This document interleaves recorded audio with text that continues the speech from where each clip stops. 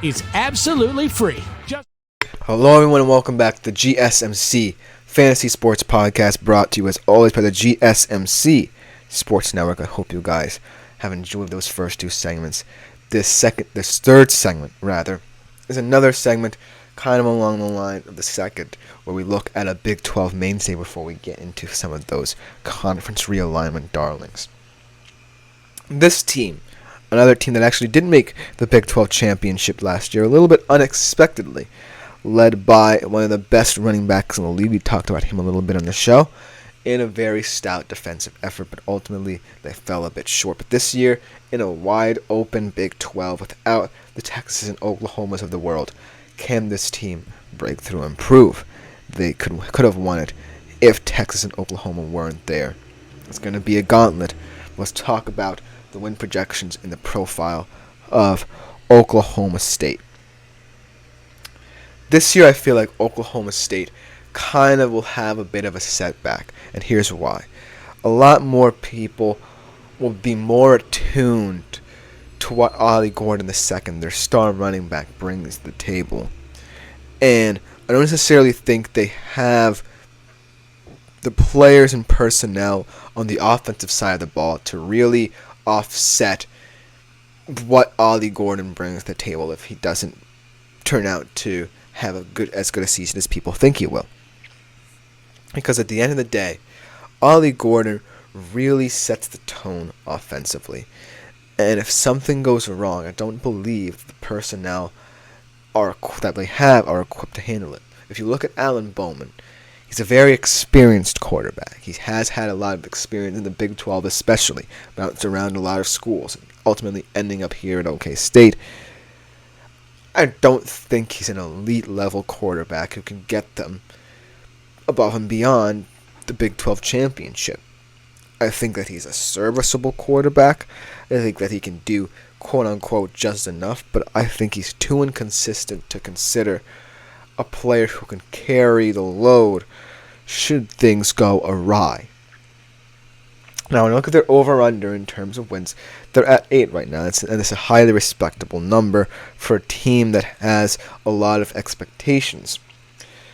I'm going to say they hit the over here. At minus 120, it's not too bad a bet. You're not going to lose too much money if you don't place so much emphasis on them. But they definitely do have a weird feel to their schedule where there's an uncertainty surrounding how they'll look right out of the gate. And I don't think their non-conference schedule will be enough to really carry them through. They play SDSU, San Diego State, of course, and Tulsa. And those two teams really aren't teams that appeal should Oklahoma State fall into trouble come conference play. That's the huge thing. Now that the conference is bigger, and now that there are more teams that are going to provide that parity that wasn't there before, Oklahoma State is going to have to make entirely sure they don't slip up anywhere along the road. But here is where the conference schedule could be appealing for them. They get Utah at home. That's a huge, huge boon to them. Because Utah, when I think about them, they're a huge team built around their intensity in the crowd. When I think about all the games they played in the Pac-12, where they had their backs against the wall, they were all home games. They were really special, and they were bolstered by the crowd. They were bolstered by this never-say-die spirit. And Oklahoma State now will be getting that as they welcome Utah to their house. It's a huge game. But then, like I said, they play Kansas State on the road. And those are two teams that know each other very, very well. And this rivalry has kind of been a little lopsided. Oklahoma State in recent years has kind of dominated, but Kansas State has now gotten their comeuppance a little bit, gotten their revenge. And so this game is going to be a marquee matchup. This might be the marquee matchup in the Big 12. Two teams, two stalwarts in the Big 12, just trying to cement their status as a team that says, hey, one of us has got to prove that we're not giving up against these conference realignment guys. We're not giving up into the teams that haven't gone through the Big 12 comp before.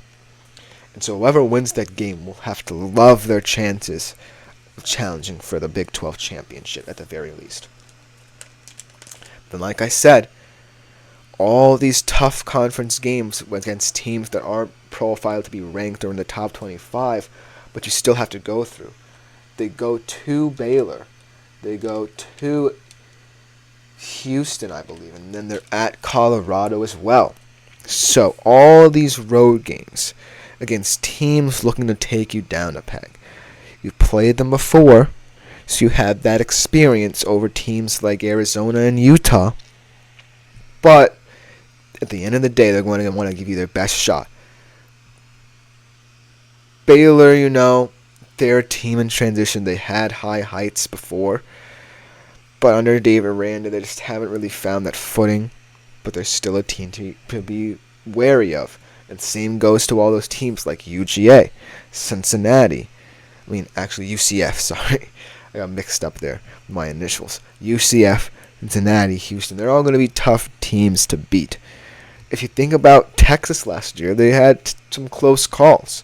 So even the best had to compete in that gauntlet and potentially could have lost in certain situations. So it's not going to be cool runnings for Oklahoma State. But when I think about the moxie that Oklahoma State presents, I just feel like there's a certain toughness and physicality that Oklahoma State can bring should Ollie Gordon be the kind of focal point for them. And so, Ollie Gordon, I don't necessarily think he'll have over 1,700 yards again, but maybe he doesn't have to really cement his status as a player who is going to lead Oklahoma State and ultimately be one of the faces of college football. At the end of the day, superstardom isn't necessarily a tag that players feel like they have to carry. But it's certainly a tag that Ollie Gordon doesn't want to shed. If he has to lead this team, so be it. But he can lead it in many different ways, and I think that if Oklahoma State realizes that, they can really utilize him as a versatile weapon in the system. I think the most important game on their schedule outside of Kansas State might be that game at Baylor, surprisingly. Because when I think about the rivalry there, when they played each other in the Big 12 championship game a couple years ago, I feel like Baylor is going to exploit the most the deficiencies that Oklahoma State have outside of Ollie Gordon. I think that Kansas State will just take their game at face value and just play them man-to-man and just allow the emotions to play out.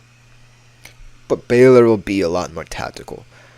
Teams that really have a chip on their shoulder will be a lot more tactical with these teams. It's going to be tough.